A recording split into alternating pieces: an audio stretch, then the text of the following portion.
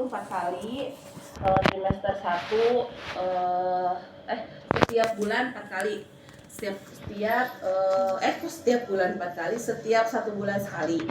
Nah, kita bisa nanti kalau di OSC itu karena nggak ada interaksi dengan penguji. Biasanya ada interaksi nggak sih sama penguji? Nggak ada kan? Kalau perawat di bidan soalnya nggak ada nih, di perawat juga nggak ada kan langsung. Nah, anggap aja nanti pasiennya itu kan kunjungan ulang. Jadi kalian pasien datang ya sapa dengan ramah, selamat pagi bapak, selamat pagi bapak, selamat pagi ibu. Bapak. Terus misalnya kalian perawat yang lagi berjaga saat itu kan itu klinik ataupun rumah sakit, tapi si pasien itu kan udah kunjungan sering ke situ dan kalian tetap memperkenalkan diri. Selamat pagi, saya dengan perawat siapa yang berdinas hari ini. Terus udah gitu kalian mempersilahkan duduk. Terus memperkenalkan diri udah, menanyakan identitas pasien tadi. Terus selanjutnya ditanyakan alasan kunjungannya. Pasiennya pasti akan menyebutkan misalnya dia ada keluhan, mual-mual, muntah, terus perut kram misalnya gitu. Itu kemungkinan dia kan baru awal kunjungan. Tapi kalau dia udah hamil besar, pasiennya bilangnya udah kunjungan rutin misalnya gitu, paling dia hanya menyebutkan pasiennya keluhannya tidak ada keluhan gitu kan. Jadi kalian lanjutkan aja untuk menjelaskan pemeriksaan yang akan dilakukan. Pemeriksaan yang akan dilakukan itu adalah pemeriksaan antenatal care atau pemeriksaan fisik pada ibu nifas. Nah, selanjutnya diminta persetujuan ke pasiennya. Apakah ibu setuju atau bersedia, harus dijawab iya. Jadi pas pasiennya ditanya itu posisinya duduk atau entah berdiri di pas saat OSCE ya. Biasanya kalau di OSCE kan kalian pasti berdiri kan, gak disediain meja atau kursi tempat duduk. Ya udah itu pasiennya bersedia. Kalau pasiennya nanti temennya yang jawab. Jadi harus berinteraksi dengan temennya. Kalau pasiennya nanti si pengujinya, nanti pengujinya yang akan jawab. Terus kalau pasiennya udah jawab bersedia, kalian siapin alat, cek alat langsung ke poin nomor Langkah-langkah 2, menganjurkan pasien mengganti baju. Jadi kan di sini ada ini sih, ada anamnesa itu kan untuk pasien yang awal kunjungan. Kalian belum tahu HPHT-nya, belum tahu riwayat kehamilan yang lalu, atau ini kehamilan pertama, atau dia pernah aborsi atau enggak.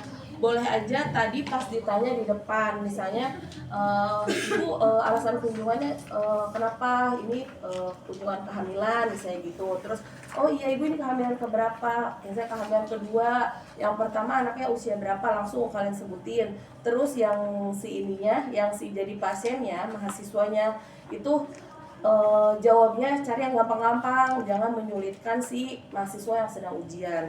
Misalnya keguguran yang pertama, tandanya ini hamil kedua kayak gitu. Terus oh ini hamil kedua ya bu, terus ada keluhan nggak bu, misalnya nggak ada. Terus hari terakhirnya tanggal berapa, boleh disebutkan. Ngasal udah tahu cara menghitung itu tafsiran persalinan. Yang plus 7, min 3, plus 1, tahu kan? Iya. Nanti kalau misalnya ditanya, pasiennya ditanya HPHT-nya kapan bu? Karena kan sebelumnya mungkin bukan sama kita nih periksanya. HPHT saya misalnya 30 September 2024 itu. Nah, udah kalian hitung tuh 30 09 2024 plus 7 kurang 3 tambah 1 berapa tuh? 30 tambah 7 37. Terus 9 kurang 3 6. Tadi 37 6 bulan Juni ya 2025. Di bulan Juni 30 apa 31? 30 atau 31? Lihat kalender kalau nggak bisa sendiri. 30 atau 31? 30. Nah tadi kan 37 kurang 30 sisanya 7, tandanya 7. bulan 6 nambah 1 kan tadi, jadi bulan 7 tanggal 7 bulan 7 2025 kayak gitu. Nanti boleh ibu HPHT-nya tadi tanggal 30 September 2024 ya. Setelah itu kemungkinan perkiraan persalinannya di bulan Juli ya Bu 2025 bulan tanggal 7 bulan Juli 2025. Itu boleh kalau kalian sempat membayangkan gitu. Tapi kalau nggak sempat nggak usah. Tanya aja HPHT-nya, terus keluhannya, terus hamil keberapa, terus pernah terjadi keguguran atau enggak. Udah kalau enggak, baik kami akan melakukan pemeriksaan ibu hamil. Apakah ibu bersedia? Kalau bersedia, suruh ibunya langsung ganti baju ke poin nomor 2. Kalian siapin alat, langsung ke posisi troli, menganjurkan pasiennya mengganti baju, kasih pasiennya baju dan ini koturin. Harusnya ini dialasin tisu ya, dialasin tisu. Dikasih ini ke pasiennya disuruh ganti baju, buka celana dalam dan bra. Kalau misalnya pasiennya kalau nggak mau pipis, suruh tunggu dulu atau nggak suruh minum dulu kayak gitu. Kalau di dunia nyata. Terus selanjutnya sementara pasien kalian ganti baju, kalian siapin alat, cek alat-alatnya secara cepat karena kan nanti ada waktunya. Terus pasien kembali dari ganti baju, kemudian kalian ambil botolnya untuk diperiksa. Ini ceritanya ya, kita ambil. Jangan lupa diberi label. Tadi sebelum pasiennya ngambil juga kalian nggak apa-apa udah diberi label duluan, takutnya nanti tertukar. Terus pemeriksa langsung melakukan cuci tangan 6 langkah. Ini udah ganti baju ya, ini pasiennya kita pakai kantong. Pemeriksa cuci tangan 6 langkah. Terus lakukan pemeriksaan tinggi badan dan berat badan. Tadi kan pasiennya datang belum kita suruh tidur ya. Timbang dulu, ukur tinggi dulu. Udah tahu kan ukur tinggi pakai yang jangan yang ini. Kalau ini pas OSCE ini harus nempel di atas. Ukurannya 2 meter minimal. Kalau enggak sediain ini timbangan yang ada berat badannya. Ada nggak situ? Itu ada. Ya pakai itu aja. Nanti pasiennya nimbang berat badan sekaligus diukur tinggi badan. Bisa kan pakai itu? Bisa ya. Udah habis tinggi badan berat badan, anjurkan pasiennya untuk naik ke tempat tidur, tutup sampiran. Terus periksa TTV. Pertama tensi, terus nadi, suhu, respirasi itu jangan lupa diperiksa. Terus selanjutnya lila. Cara ukur lila tahu kan? Tahu. Udah tahu ya. Di sebelah mana? Tangan yang tidak dominan. Tidak dominan kalian tangan mana? Kiri. Tangan kiri. Kalau kalian, kita umumnya kan semuanya di kanan yang sering beraktivitas. Kalau yang kidal, kalau di beraktivitas di kiri, kanan yang kurang dominan, boleh disesuaikan. Ukurnya gimana? Dari pundak ke sini. Dari pundak dulu sampai ke siku, terus diambil sepertiganya. Udah tahu ya, kayak gitu ya. Terus normalnya berapa? 23. Lupa. 23, nah selanjutnya 23, yaitu pemeriksaan head to toe. Udah tau lah ya head to toe kayak gitunya, nggak usah dibahas ya. Muka, terus mata, hidung. Nah hidung ini untuk periksa dalamnya, di dalamnya maksudnya ada kotoran atau enggak itu pakai senter boleh. Terus ini mata nih, suka ketukes, sklera sama konjungtiva, iterik sama anemis, putih dan pink harusnya kan dia. Kalau sklera putih warnanya, kalau konjungtiva pink. Okay. Terus hidung, telinga, terus dari telinga langsung ke mulut, dari mulut leher udah tahu ya, mulut, leher, terus ke dada. Nah pada saat pemeriksaan dada, awal dilihat dulu setiap pemeriksaan, mau dari mata, hidung, mulut, telinga, itu kalian pertama inspeksi itu dilihat dulu apakah simetris atau enggak, terus payudara juga simetris atau tidak, terus bentuknya kanan kiri sama atau tidak. Simetris tuh. Karena kan kalau ada pembengkakan di inspeksi aja udah terlihat ya. Terus ada benjolan atau tidak, terus bentuk putingnya menonjol atau tidak. Terus selanjutnya palpasi daerah ketiak. Nah tadi dipalpasi dari daerah ketiak adanya benjolan atau pembesaran entah bening atau tidak. Dan di sini ibu kan dalam posisi berbaring dengan lengan kiri di atas kepala. Dan kita mulai palpasi dari atas aksila. dari yang terjauh dari pemeriksa ya, dari kiri dulu, ditaruh di atas. Kalau bisa kalian sempat siapkan tisu buat ngelap ketiaknya dulu. Dilap, bukan dilap sih, buat meraba. Kalau langsung pakai tangan kan privasi banget gitu ya, biar kalian tidak langsung bersentuhan dengan payudara. Boleh pakai tisu, kalau nggak ada nggak apa-apa. Terus lakukan palpasi dari payudara kiri, dari aksila, terus sampai memutar. Dicek apakah ada massa, ada benjolan yang membesar, atau adanya retraksi pada puting. Biasanya putingnya itu kayak mendelep gitu loh, pinggiran areolanya itu. Biasanya pada ibu hamil seperti itu. Ulangi prosedur yang tadi pada payudara sebelah kanan. Nah, setelah itu perhatikan juga tadi di areolanya, kondisinya apakah kering, pecah, terus pendek, areolanya rata. Kan kadang areola itu suka ada kayak bintik-bintik yang timbul itu, kayak gitu. Apalagi pada ibu hamil karena perubahan hormon itu pasti ada. Terus apakah ada bagian yang nyeri tekan? Tadi pada saat kalian cek, kalian boleh sambil nanya, ibu ada nyeri nggak? Gitu. Kalau ada nyeri nanti itokan aja ya bu, sebelah mana. Terus auskultasi ini dengan menggunakan stetoskop. Ini untuk mengecek pernafasannya ya. Diminta bernapas cukup dalam dengan mulut terbuka dan letakkan stetoskop secara sistematik dari atas ke bawah dengan membandingkan kiri kanan. Normalnya suara nafas vesikular bersifat halus, nada rendah. Kalian udah tahu kan bunyi nafas yang normal atau yang ada brok-broknya? Udah sering kan dengar kan? Nah udah, payudara kan tadi udah. Kalian bukanya pas payudara itu jangan langsung ngablak gini ya. Bukanya separuh-separuh. Jadi payudaranya aja yang terlihat. Itu. Nah pada saat kalian habis payudara, kalian kan ke abdomen. Tutup lagi payudaranya, bukanya bagian perut aja. Itu ya, jadi privasi pasiennya tetap terjaga. Ini juga kamu ya.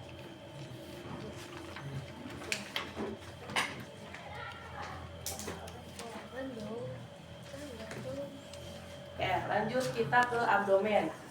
Nah, critical pointnya pemeriksaan ibu hamil ini di abdomen.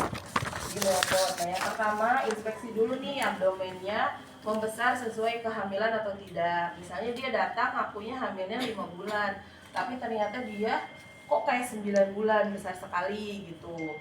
Terus tidak adanya luka operasi, dicek tidak adanya luka bekas operasi, entah dia sesar ataupun dia operasi usus buntu ataupun operasi lainnya. Terus tidak adanya linea alba atau linea nigra. Linea alba itu yang seperti apa? Garis hitam. Garis hitam. Kalau linea alba hitam. Alba hitam atau putih? Ligra hitam. Ligra hitam, alba putih. Kalau striae gravidarum Iya, ligra Itu hitam. yang di stretch mark yang ada di bagian pinggir ya. Terus selanjutnya setelah diinspeksi kalian lanjut ke Leopold. Leopold 1 untuk apa? mengetahui TPU. Mengetahui TFU dan juga mengetahui bagian Tinggi fundus janin uteri. apa, mengetahui TFU itu tinggi fundus uteri. Dan mengetahui apa yang terdapat pada fundus uteri. Nah, cara pemeriksaannya boleh merapat. Boleh merapat. Nah, di Leopold 1 ini pasiennya tinggi. kakinya ditekuk. Oh, ya, siap. Kakinya ditekuk, jangan lupa kaki pasien itu selalu kalian lupa Dari untuk awal menekuk. ya Kak, itu berarti tekuk. Dari Leopold 1 aja. Leopold 1. Oh, gak usah dari awal yang tadi. Terus kalian periksanya, kalian cek ya, untuk menentukan tinggi fundus uteri dan menentukan janin apa yang terdapat pada fundus. Posisikan ibu lutut fleksi 45 derajat. Terus pemeriksa menghadap ke arah pasien. Nah, pada Leopold 1 pemeriksanya menghadap ke arah pasien. Menghadap ke arah pasien, terus mengenengahkan bagian janin dari umbilikal ke atas. Ini umbilikal ya, umbilikal tuh puster ya, tahu ya. Terus kita kumpulin bayinya, terus sampai mentok di sini. Biasanya di sini akan teraba keras. Nah, dicek. Kalau kepala apa? Kalau kepala bulat, melenting. Keras melenting. Ya, jadi pas dipegang gini dia keras, bulat, terus melenting, bisa digoyangin. Kalau bokong, Kenyal, tidak melenting. tidak bulat. Bulat apa tidak bulat? Bulat. Tidak melenting. Lunak tapi tidak keras. Nah, harusnya bokong atau kepala? Harusnya bokong. Harusnya bokong. Jadi pada saat pemeriksaan di sini harusnya melenting, tidak keras dan lunak. Jadi harusnya bokong ya. Udah. Terus setelah itu kalian ukur TFU-nya. Kan tadi udah dikumpulin ya. Ini.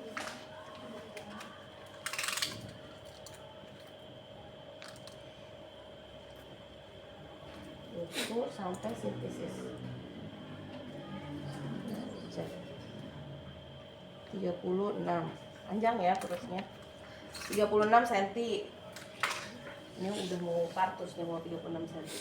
Terus selanjutnya udah kedua tangan sudah meraba ke fundus, sudah ditentukan TFU-nya ke Leopold 2. Leopold 2 itu untuk menentukan punggung.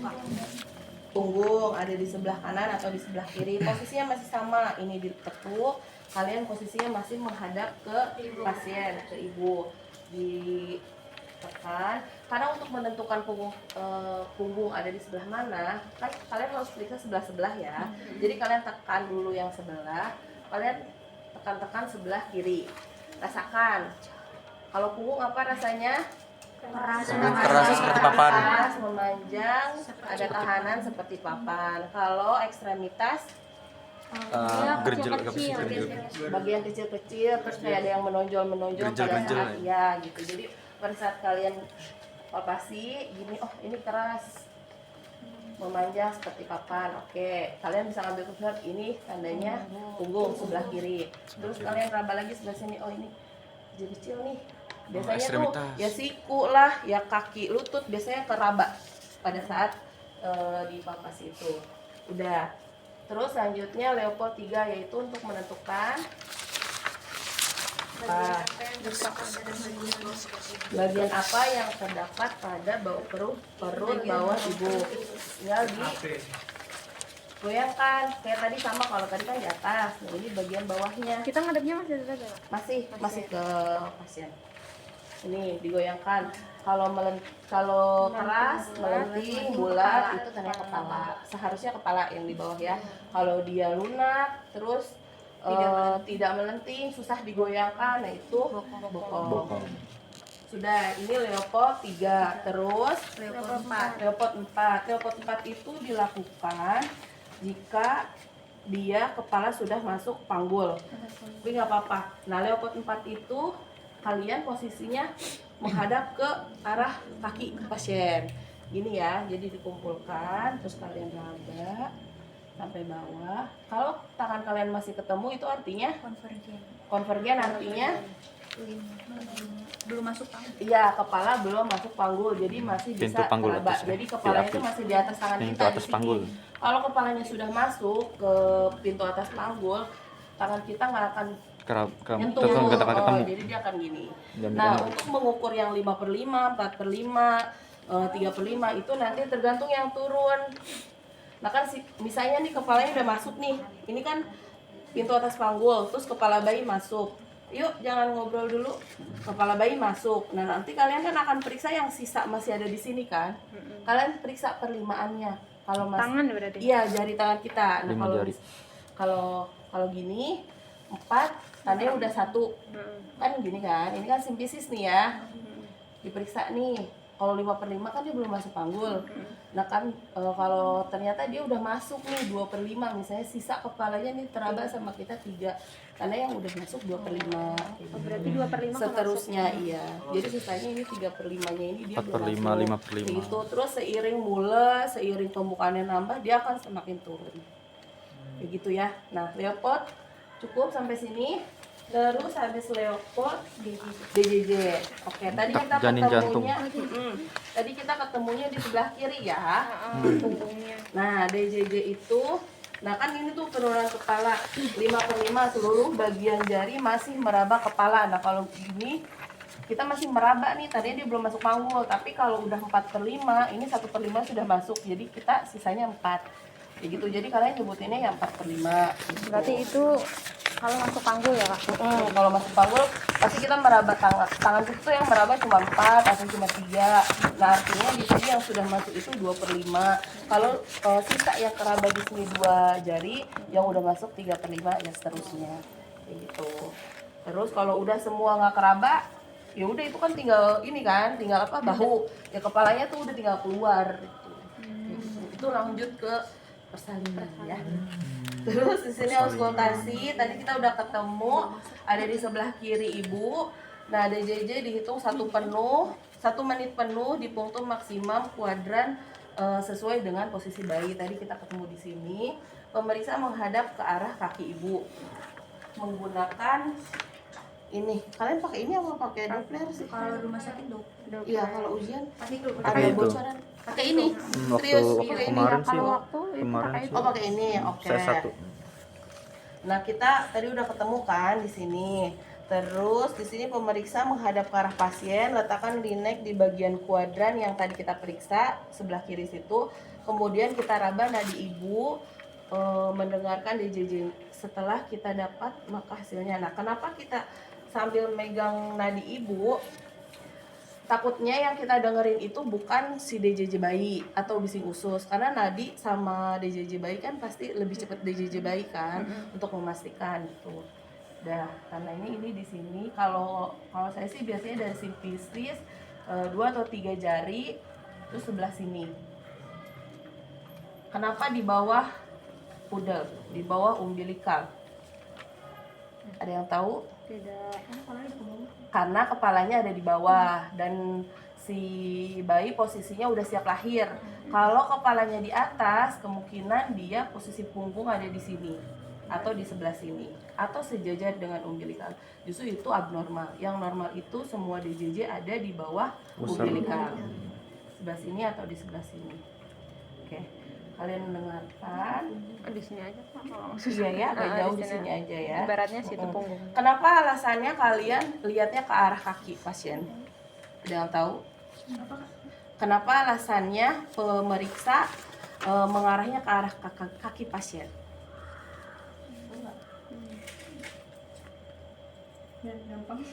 Biar gampang. Tapi kan bisa aja ke sini juga. Dari pasien. Biar nggak canggung bisa. Biar enggak Biar fokus konsentrasinya kurang. nadinya. Bisa. Tapi lebih logikanya kalau sewaktu-waktu si denyut jantung bayinya abnormal, kayak ada percepatan atau perlambatan, pasti raut muka kalian berubah nggak? Nah, kalau si pasien lihat, wah ada apa nih ya, gitu alasannya ya, itu bisa jadi alasan.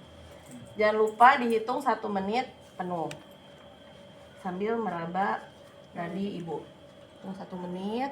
Nah tangannya jangan dipegang ya, setelah kalian tempelkan ke kuping kalian dilepas, karena kalau dipegang ini suaranya kayak ada Tidak efektif ya, ya, suaranya jadi efek tangan kita itu ada gitu, ada suara kayak gesekan-gesekannya terdengar gitu, kayak gitu. Terus dihitung sampai 1 menit, diambil nilai terakhirnya. Berapa normalnya DJJ bayi? 100. Sampai 160. Oke. Dah, selanjutnya 60-nya doang. 100 berapa? Sampai 160. 120 120 sampai 60. Udah, ini Iya. udah ditutup. Terus selanjutnya Ekstremitas. ekstremitas. Ini tas ekstra. Sebentar. Kak, berarti tadi kan yang leopard 1 berarti ngeceknya atas dulu. Iya, kalau Ya. leopard 1 Ya. bagian teratas, Ya. apa? Kepala atau bokong atau ekstremitas mungkin nggak? Mungkin. Mungkin kan? Bisa Mungkin. aja dia bayinya melintang, Iya. tangan kakinya ngadep ke atas atau keras memanjang bisa. Tangan kakinya ngadepnya ke arah bawah. Terus leopard 2 untuk menentukan punggung dan bagian ekstremitasnya di sebelah kanan ibu atau sebelah kiri ibu. Terus selanjutnya leopard 3 Kepala. menentukan bagian bawah janin, kepala atau bokong Terus atau bagian lainnya. leopard Terus 4. leopard 4 Memeriksa PAP. PAP. menentukan apakah sudah Sudah PAP apa belum? ada yang ketinggalan. Tadi pas Leopold 4 kaki ibu harusnya udah dilurusin. Oh iya dulu. Oh, Leopold 4 ya, Kak? Iya, karena pas DJJ kaki ibu harusnya lurus. Karena biar rileks. Jadi Leopold 1 sampai 3 tadi boleh kakinya ditekuk, Leopold 4 sampai akhir udah turunin. Ingetin itu ya, jangan lupa.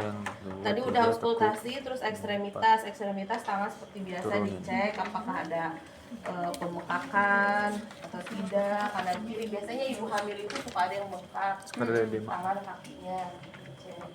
Terus kakinya dilihat pretibianya sama metatarsalnya ya, begini kanan kiri. Terus dilihat jari-jarinya apakah ada pembengkakan atau tidak. Udah, terus lanjut ke pemeriksaan anogenital. Anogenital di sini atur pasien dorsal recumbens, balikin lagi kayak tadi. Terus dipasang perlak. Beruntung. Kak, kata Jojo, kenapa ibu-ibu kebanyakan bengkak kalau hamil? Kebanyakan gua kok selalu bengkak. Katanya bengkak bagus, Kak, katanya. Oh enggak juga. Malah ibu saya waktu sama adik saya Bengkak. Tapi bengkaknya tensi tinggi gitu enggak? ya itu saya nggak tahu. Karena itu nggak tahu ya, karena belum kuliah. Ya. Sebetulnya bengkaknya itu ada yang membahayakan, ada yang memang tidak mengganggu aktivitas gitu ya. Yang membahayakan itu bengkak karena dia efek dari tensinya tinggi. Itu kan kaki bisa jadi bengkak, sampai muka bisa jadi bengkak. Kalau payudara emang hamil kan kebanyakan payudara mulai membesar, tapi membesarnya normal gitu kan. Kalau kaki, muka, apalagi bengkaknya sampai muka, itu harus segera ke pusat pelayanan kesehatan karena udah sampai muka. Kalau kaki misalnya disiasatin dulu, jangan digantung. Terus tidurnya ditinggiin, kakinya kalau tidur posisinya ditinggikan, diganjel bantal, jadi biar aliran darahnya lancar. Terus kalau misalnya ibunya bekerja kan sering gantung nih di tempat duduk atau enggak jalan atau enggak berdiri kayak ngajar, kan itu kan lebih berdiri, terus kayak pakai sendal tinggi kan itu pegal. Nah itu aliran darah kan ke bawah semua kan, nah itu bisa menyebabkan bengkak. Itu disiasatin dulu, tapi kalau tidak hilang dicek juga urinnya biasanya positif atau enggak. Itu ada pengaruh dari urin proteinnya positif atau enggak, terus sama tensinya. Dan itu kalau udah tensinya tinggi bisa ada penyakit yang preeklamsi. Tahu kan? Preeklamsi itu yang kalau udah tinggi banget tensinya akan menyebabkan kejang. Itu salah satu penyebab kematian terbesar pada ibu hamil, salah satu. Jadi itu harus dihindari, harus dicek kalau udah bengkak, apalagi kalau sampai muka terus matanya kayak sampai kayak bengep-bengep gitu, itu harus bukan lapor ya, pasti periksakan diri. Tapi kalau kaki karena kelamaan berdiri, terus setelah tidur kakinya nggak digantung, itu kembali normal, itu masih biasa. Kalau yang hidungnya Pak, kan ada tuh yang kaki semua tapi mukanya bagian hidungnya jadi kayak melebar. Hidungnya melebar. Itu karena berat badan naik kali ya. Jadi karena kalau berat badan naik, yang tadinya hidung mancung gitu kan, iya karena kan dia berat badan naik, pasti ke muka juga yang pipinya tadinya tirus jadi tarik pipi. Kalau ibu sih gitu ya, Tarik pipi. nggak mungkin kan hidungnya tiba-tiba melebar. Jadi melebar jadi panjang. Punya pio. Melebar itu melebarnya ke samping. Iya, Kesamping. kita anogenital, ibunya minta izin lagi, pokoknya permisi, pokoknya setiap melakukan kegiatan itu permisi. Ibu, kita akan melakukan pemeriksaan pada area kemaluan, kita pasang perlak ya Bu, mohon izin kakinya ditekuk. Beruntung perlak. Di mana ada? Aduh, kalingan kertas semua.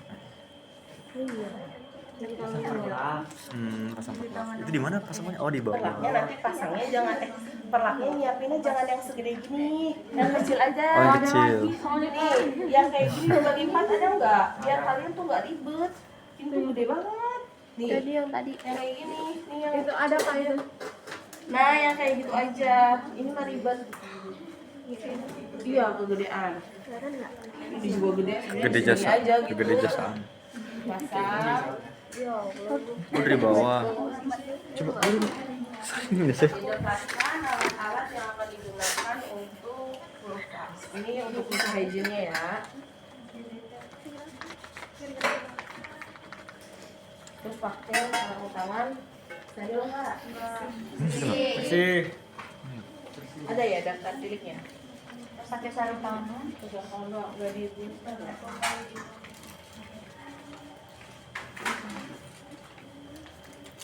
Nyari ampas di mana? Dia belum banyak apa? Udah full hygiene. Dicek. Nih di sini udah cuci tangan, pasang handscoon, membersihkan anak genitalianya dengan 6 kapas DBS seperti biasa.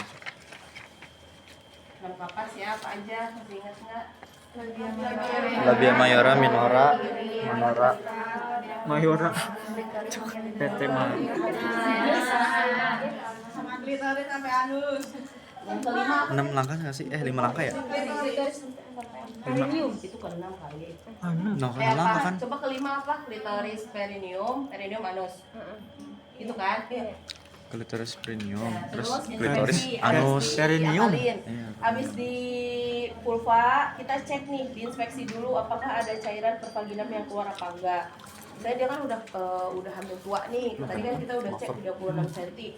Harusnya sih dia udah 9 bulan nih. Apakah ada lendir? Di sini kan ada sekret atau enggak? Terus amati warnanya dan baunya. Misalnya ada keputihan berbau atau enggak? Warnanya apa? Kalau warnanya kayak keputihan normal itu tandanya keputihan normal saja. Terus dipapasi adanya pembengkakan atau benjolan mulai dari klitoris, uretra, kelenjar skin, lompat ini. Tadi udah pakai handscoon ya, diraba di bagian vulvanya.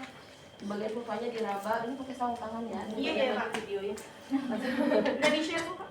Iya, diraba di bagian vulvanya dulu dari klitoris, diraba kan. Bu, ada rasa sakit nggak? Kalau sakit bilang ya. Terus ini kan luar, terus dalam juga diraba. Apakah ada terasa adanya masa atau enggak, terus ada nyeri atau enggak, terus ada pembengkakan di kelenjar tadi yang Bartolini atau scan-nya itu. Kalau ada pembengkakan kayak kita jerawat pas ditekan kerasa kan Iya, ada nyeri. grijel gitu. Nah, gitu ada apa enggak seperti itu. Terus selanjutnya dipapasi udah, anjurkan pasiennya untuk miring kiri dengan posisi sim untuk periksa anus. Lagi. Pokoknya miring gitu ya. Susah ini. Miring terus diperiksa bagian anusnya apakah ada kelainan seperti hemoroid atau tidak. Hemoroid. Oh, ada. Udah selesai kan? Udah selesai pemeriksaan anogenitalnya, terus mengangkat perlang kita tadi Bersihin dulu ya, bersihin dulu baru diperiksa ya. Bersihin periksa. Udah anogenitalia kayak gitu aja. Ada yang kurang jelas dari anogenitalia? Itu dia, ada itu tadi. Diturunkan lagi. Hah? Tadi pakai DTT itu ya? DTT apa? Itu cairan kapas DTT kan? Enggak, dari awal sampai akhir tadi kita nggak pakai handscoon.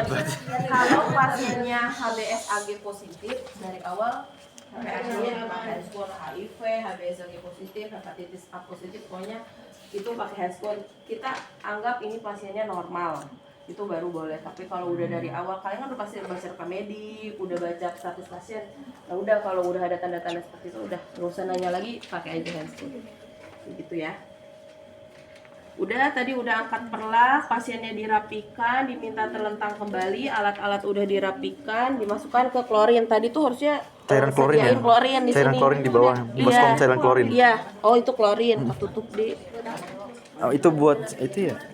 Kalau misalkan udah digunakan semuanya dimasukin situ ya? Iya, karena ini kan tadi bekas pulva sampahnya ada di sini kan. Cairan-cairan buang ke infeksius. Terus ininya cemplungin ke klorin. Gitu ya. Karena itu ada bekas kapas yang tadi kapas cebok kan. Iya. Terus alat pemeriksa mencuci handscoon yang dikenakan langsung direndam ke larutan klorin. Tadi handscoonnya juga direndam, terus cuci tangan dengan air mengalir. Terus pasiennya diminta duduk bersila di atas tempat tidur. Terus lakukan pemeriksaan ginjal seperti biasa yang diketuk di lumbal 3 kiri dan kanan apakah ada rasa nyeri atau tidak. Terus setelah itu pasiennya diminta duduk di pinggir kasur bed untuk memeriksa refleks patella kanan kirinya apakah positif atau Apakah tidak, ada masih respon ingat kan atau ya. tidak? Terus udah setelah selesai semuanya pasiennya diminta untuk ganti baju lagi. Udah ganti baju, kalian beresin alat, catat pemeriksaannya, terus menentukan diagnosa itu nanti kalian bacakan pada saat Dokumentasi. ya. Misalnya bukan misalnya pasiennya kan ibu hamil tadi 36 minggu ya, kita anggap 36 minggu. Ibu dia hamil pertama aja biar kalian gampang. G1 P1 P00. iya, G1. usia kehamilan 36 minggu. Dengan hasil dengan pemeriksaan semuanya sih normal. Dengan hasil pemeriksaan. Kalau dengan itu kan pasti dia ada kelainan kan, misalnya dengan mual muntah berlebihan atau dengan kaki bengkak atau urin protein positif misalnya kayak gitu. Kalau misalnya nggak ada, ibu usia berapa, G1 P0A0 usia kehamilan, tadi usia ibunya ya, usia kehamilan 36 minggu, hasil pemeriksaan fisik dalam TTP ya dalam batas normal, terus hasil pemeriksaan Leopold. Disebutin nggak sih dokumentasi kalian itu? Kemarin yang Waktu itu sih Disebutin. kemarin itu sih Kak, KTP dalam batas normal. PFU 32 cm, JJJ 140 kali. Oh jadi nggak usah disebutin Leopold 1 bagian teratas ada apa, nggak usah. Oh ya udah, tandanya kalau udah ada bayangan gitu. Tadi TFU kan di sini tadi ceritanya 36 cm, DJJ berada di punggung kiri, berada di kiri berapa kali per menit, misalnya 140 kali per menit. Terus selanjutnya Posisi kepala di bawah belum masuk panggung. Oke, kalau tadi diperiksa belum masuk keterangannya begitu, kalau sudah tandanya sudah masuk Sudah panggul, masuk PAP. berapa per berapa, misalnya 3 per 4 3 per atau 4 per 5. 4 per 5 atau 3 per 5 boleh 3 per 5 disebutkan. Terus PAP. sudah. Sebutin ini kan konvergen sama Disvergen, Kalau sudah masuk kan Masuk divergen kan, otomatis disvergen. misalnya sudah masuk, Divergen, kepala sudah konvergen. masuk PAP 3 per 5 itu udah sebutannya divergen. Kalau 4 per 5 masih divergen. Iya, karena dia udah masuk. Kalau 5 per 5 dia belum masuk. Kalau konvergen berarti belum Terus masuk. apa lagi yang disebutin? Divergen sudah masuk. bagian muka, tangan dan kaki, tidak ada kelainan pada vulva vagina, hasil lab normal, ibu tidak ada keluhan, sudah diberikan penkes. Kalau kemarin kita pakai penkes. Iya, boleh. Terus tanda bahaya kehamilan, vitamin dan jadwal kunjungan ulang, ibu sudah mengerti. Iya, tapi pas prakteknya disebutin nggak? Pas Pas ini kalian ini. Pas pas dokumentasinya aja sebutin begitu, tapi pas prakteknya enggak karena panjang banget bisa lebih dari 10 menit. PJGB gitu ya. Iya. Dokumentasinya aja ceritanya sudah diberikan penkes gitu ya udah. Udah, ada lagi? Di sini catat hasil pemeriksaan, diagnosa, terus konseling, vitamin. Udah. Teruji secara Ya, sistematis. teruji melakukan secara sistematis, terus komunikasinya juga dijaga sama rasa.